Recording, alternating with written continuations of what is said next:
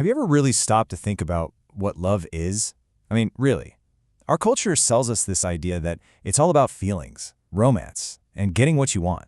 But what if that whole way of thinking is, well, just wrong?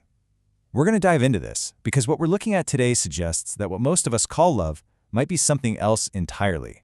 Wow. Okay, so that's a pretty intense statement, right? And it's supposed to be. It's designed to shake us up and make us question things. The basic idea here is that the common, everyday version of love has gotten all tangled up with a really selfish desire. It's like a counterfeit that looks real on the outside, but inside it's totally empty. So first, let's break down this lie that we're all constantly being sold. We've got to pull apart that popular, sentimental idea of love and see what the source material says is a true, powerful intention. And this chart just lays it out so clearly. Look at the left side, cultural love.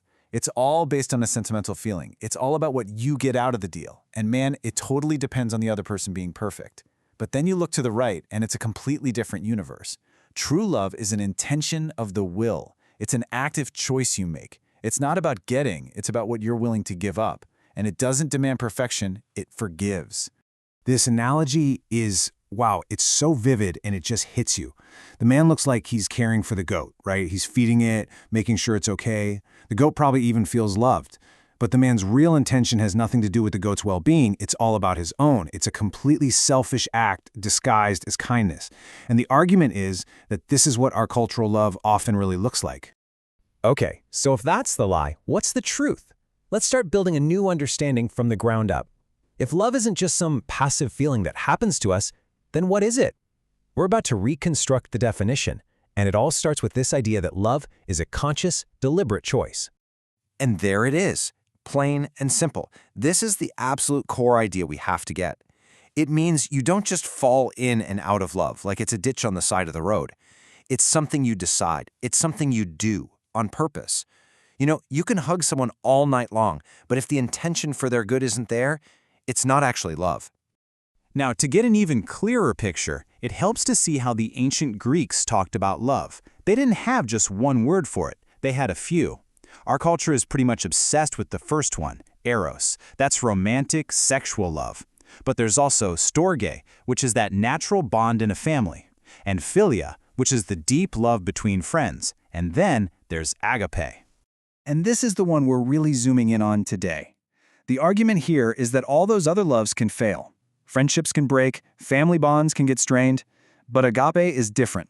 It's held up as the highest, most durable kind of love, what the Bible calls true love.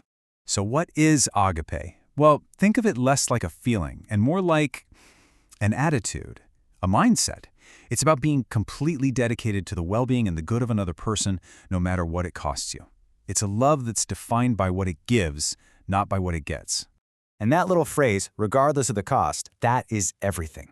Because this kind of love, it's not free. It has a price. And this next part gets into the really difficult but absolutely essential element of it all, sacrifice. Yeah, there's just no way to sugarcoat this. This kind of love isn't easy. It isn't warm and fuzzy all the time. True, intentional agape love will cost you something. It demands sacrifice. And sacrifice is, by its very nature, painful.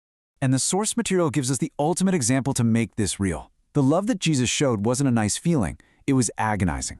It was the pain of a crown of thorns, the searing torture of the nails, the crushing spiritual weight of being separated from his Father, all of it for the good of other people.